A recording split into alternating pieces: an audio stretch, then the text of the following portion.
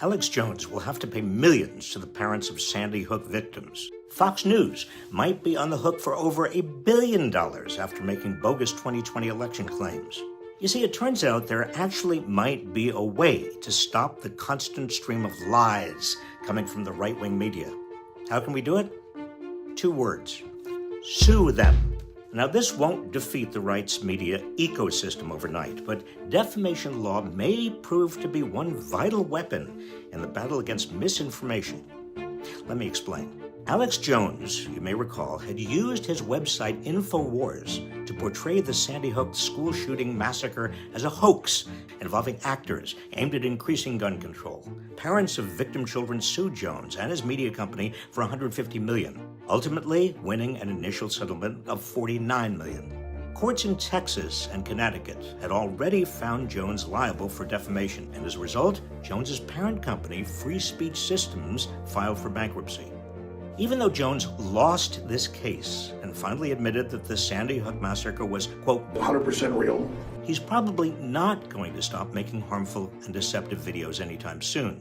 But this defamation lawsuit will serve as a warning to both Jones and others in the media who build their business models around spreading lies, like OAN. One America News, a Trump-allied media organization that pushed conspiracy theories about the election, is facing so many defamation lawsuits from those harmed by the startup network's lies that its future is now in doubt. Cable providers have dropped OAN like an extremist hot potato, and the network is now only available to a few 100,000 people who subscribe to smaller cable providers.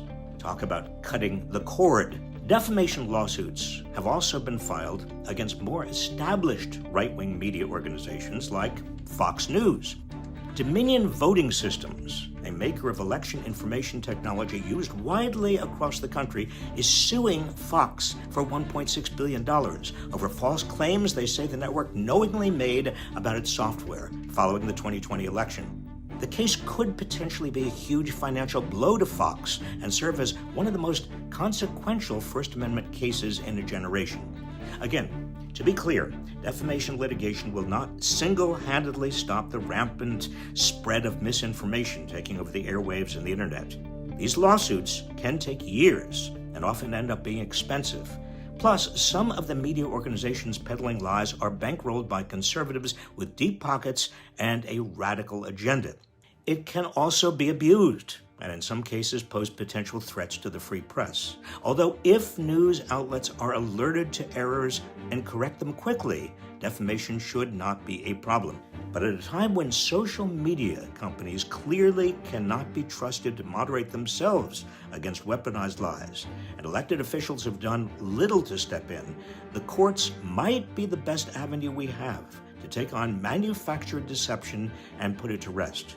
Where other methods to counteract half-truths and exaggerations being spewed by Fox News and their ilk have failed, defamation law might make companies think twice before they knowingly spread falsehoods, and help stop the vicious cycle of lies, clicks, and profits that further divides our country.